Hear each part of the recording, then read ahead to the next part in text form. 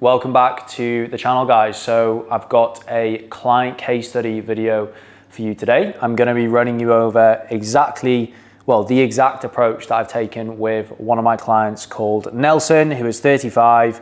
He is a senior manager at a really large company based in New York in the social enterprise space.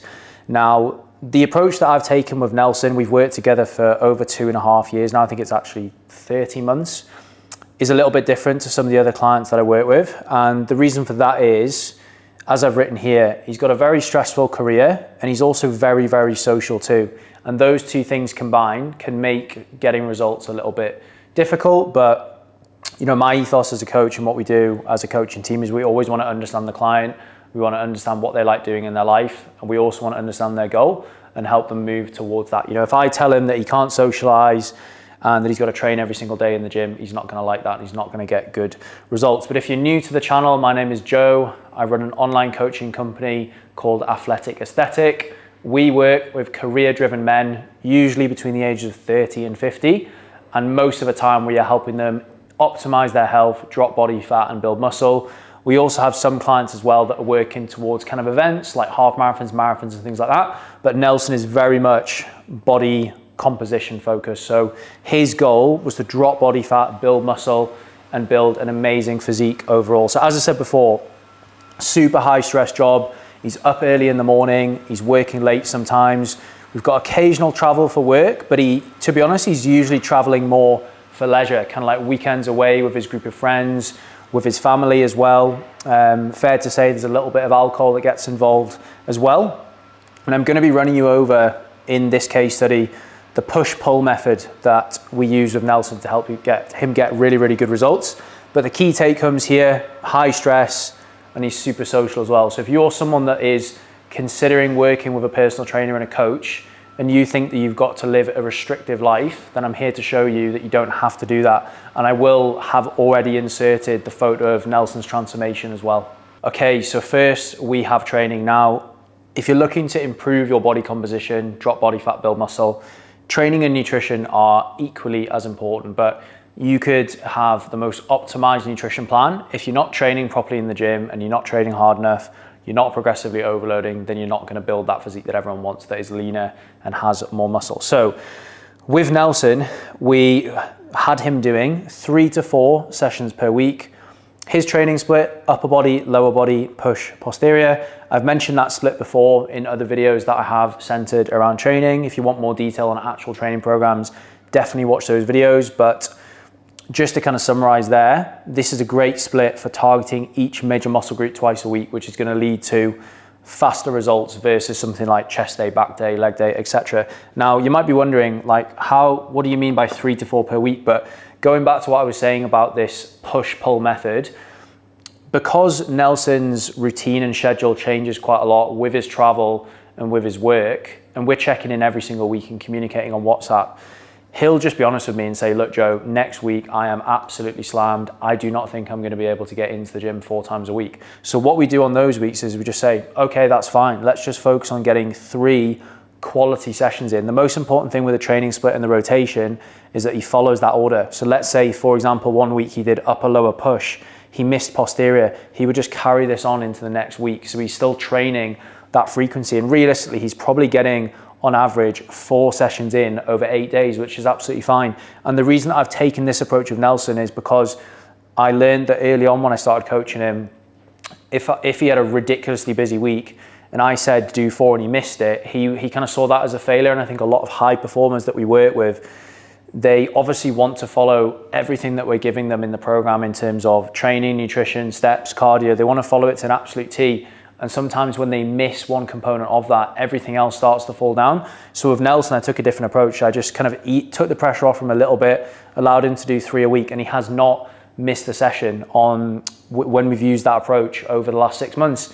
And visually, he's looking better than ever. Like, he's made more progress and he's more consistent. So we don't use that approach for everyone, but it's worked really, really well with Nelson. And that just comes down to having a good relationship with the client, like honest communication. You know, I think there's some people that are just a little bit lazy and they need to be pushed harder, but I genuinely know with Nelson that if he tells me he has a ridiculously busy week, I believe him, and that approach works really well.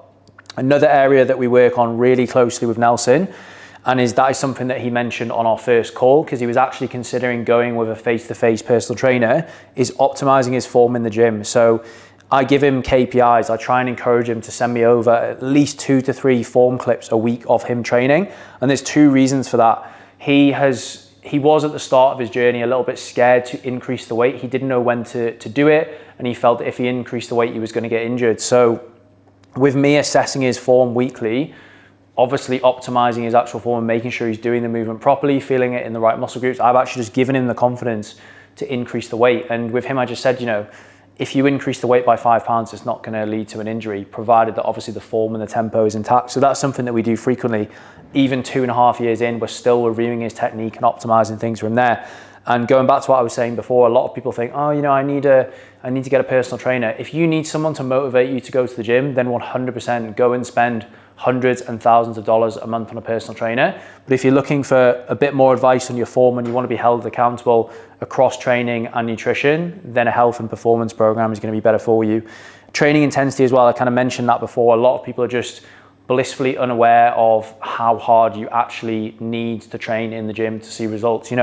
The people that we work with, they're not new to the gym. Nelson had trained for years before coming on board with me, albeit not as consistently and not to the same intensity. But when you have a bit of experience, you need to train harder to get good results. I'm 15 years deep into my training journey now. I have to train at a very high intensity to see improvements in my physique. So there's 2 reasons that we assessed his form. It was to build his confidence so he could confidently progressively overload, and also to make sure that he was actually training hard enough to get the right results. So 3 to 4 sessions a week.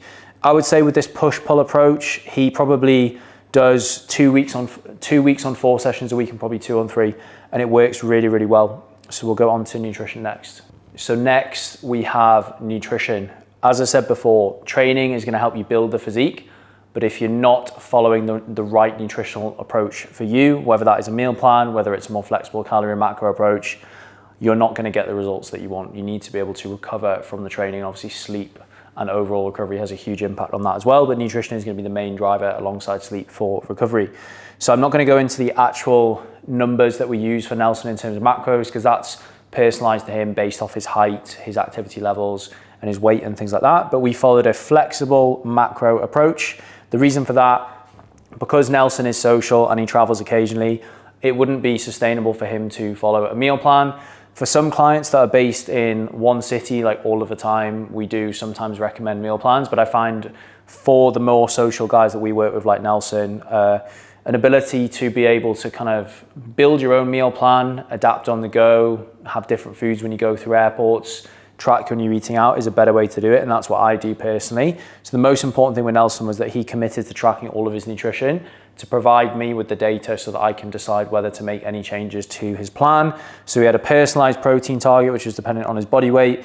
Generally, for most males who are looking to build muscle, and even if they're cutting down and trying to retain muscle, 2 to 2.2 grams of protein per kilo of body weight.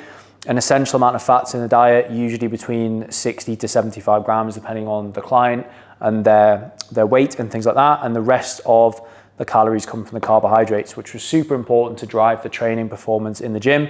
I do find a lot of guys, for some reason in the US, they tend to go low carb even when they're trying to build muscle, which really doesn't make any sense. So that's a key shift that we made straight away with Nelson, and immediately his physique responded really well to that.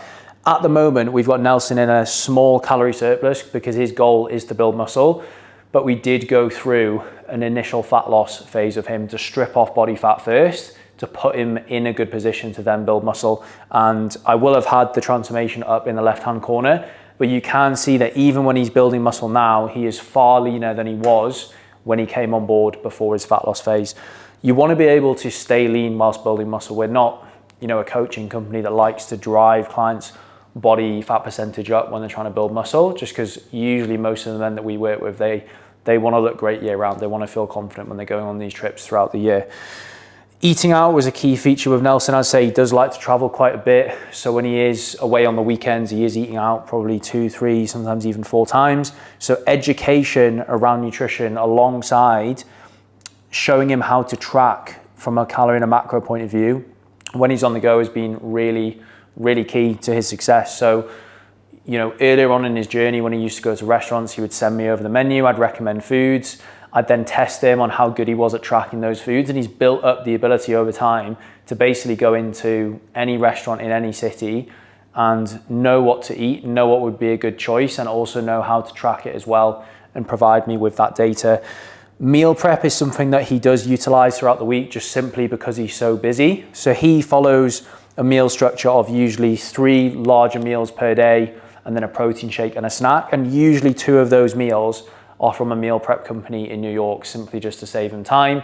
And if you actually look into them and research them, they're usually pretty cost effective as well. So that's the approach that we're taking with Nelson, a more flexible calorie and macro approach, educating him around nutrition so he can make good decisions when he eats out, whether that is literally just throughout the week or when he's away on these weekends away on holidays.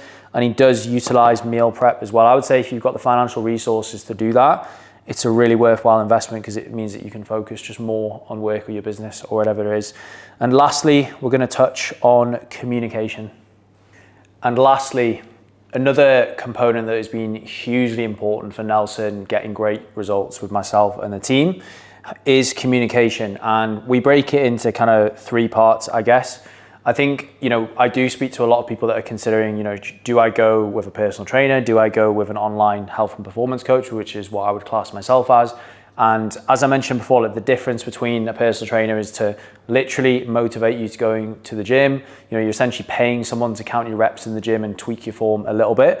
Whereas with what we do, we obviously don't provide 24/7 support, but we are on hand through WhatsApp calls and check-ins to support the clients as much as they need. And even 2.5 years into me working with Nelson, we still communicate 2 to 3 times a week on WhatsApp. I encourage clients to reach out to me whenever they have questions, whether that's a message, whether that's a voice note. I always say, there's no silly questions. The better relationship that I can build with a client, they're always going to get a better result because they feel more supported. We do one-to-one calls. I try to get a call with each client a minimum of once a month, but if clients feel like they need a little bit more support, happy to jump on there. And then lastly, check-in. So that is, you can consider it the one formal touch point that we require from every single client in the program. And that is where they update all their data. We will send them a personalized video over reviewing everything in terms of how their week has been, things they've been struggling with, things that have gone really well.